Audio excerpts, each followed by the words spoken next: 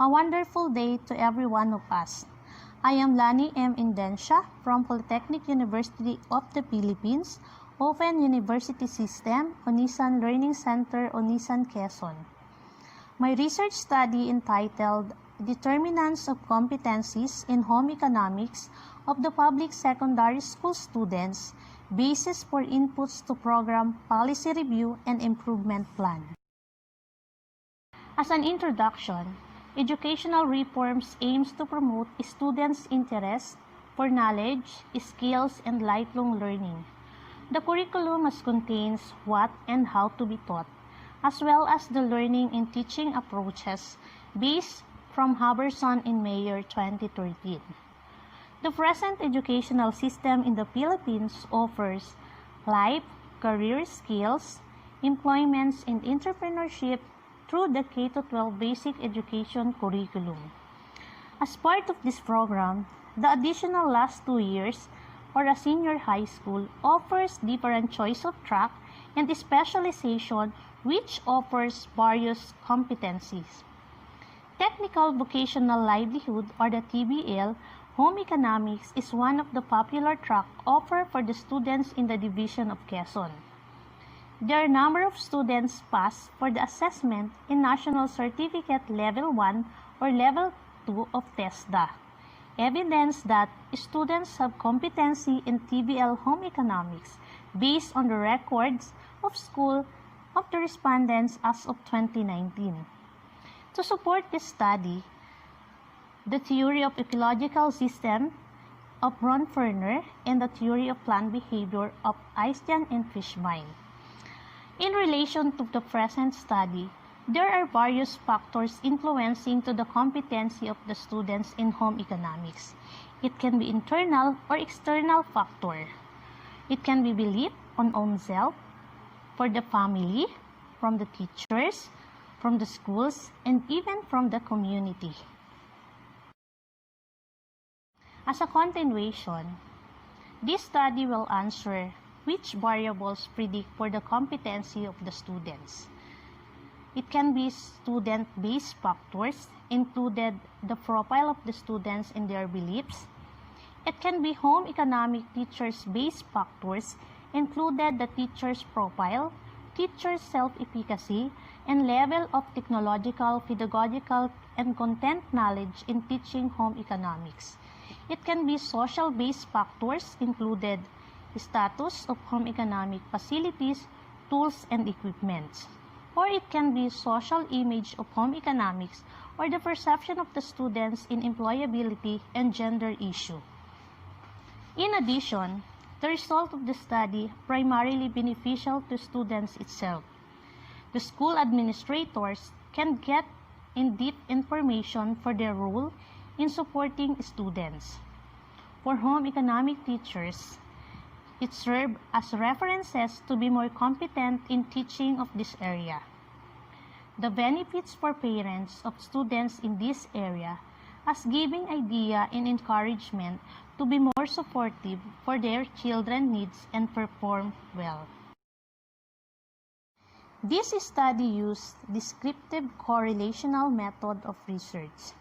Descriptive method of research is used to obtain necessary data with adequate information to answer problem of the study, while the correlational method is used to measure two variables, understand and assess a statistical relationship between them. The respondents of the study were a senior high school home economics students and home economic teachers.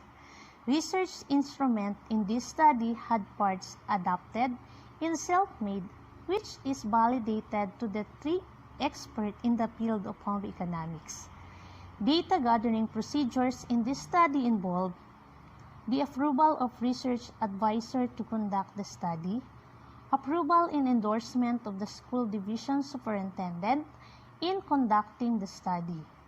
The researcher was personally distributed and retrieved the questionnaire to and from the respondents. Data were tallied and summarized using Microsoft Excel in a format amendable to exporting a statistical package for Social Sciences or the SPSS. The statistical treatment used is the frequency and percentage distribution, mean and standard deviation, and a multiple regression analysis, which is held to identify the determinants that significantly predict for the competency of the students in home economics. For the result of this study, the average age of the students respondents was 17.51 years old. Most of them are female and their parents have completed high school education and occupation are both engaged in low-wage job and reported favorable belief in home economics. Profile of the teacher respondents found in a middle age mostly were female, would have an average length of service in teaching 9.36 years. Currently, they were taking master's degree and most of them were passers of national certification and trainers methodology. But very few of them are member of professional organization related to home economics. They were found to have great deal of influence in teaching home economics, but had lowest mean average and efficacy to enlist community involvement and parental involvement. But they were strongly agreed in all indicators of their technological, pedagogical content knowledge for teaching home economics. In the present status of home economics facilities, it was found in good condition most of the time, but found insufficient chairs and tables in good working condition. Tools and equipment in different areas in home economics were available, accessible, adequate, and functional at all times. Students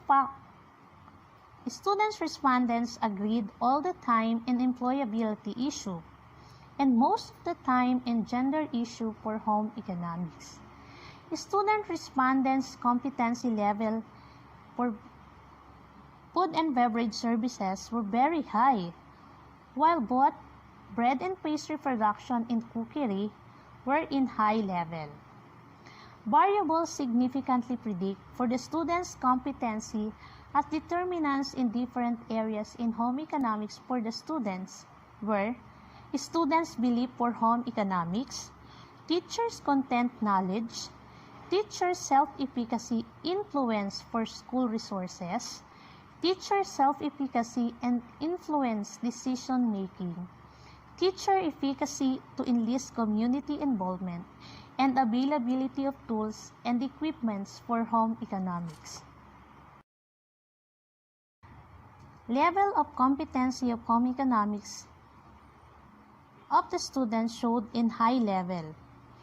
The technological, pedagogical, content knowledge, and efficacy of teachers, good status of laboratory, tools, and equipments, and the favorable belief of the respondents in home economics may contributed a lot for this level of competency. Determinants of the competency in home economics of the public secondary school students found that the teachers have major role for them to gain standard competencies set by the Department of Education. Teachers' content knowledge, self-efficacy for school resources, decision-making, and community involvements are factors to consider. Home economics is a skilled subject. Students' belief will help them to have positive views and motivation to be more competent.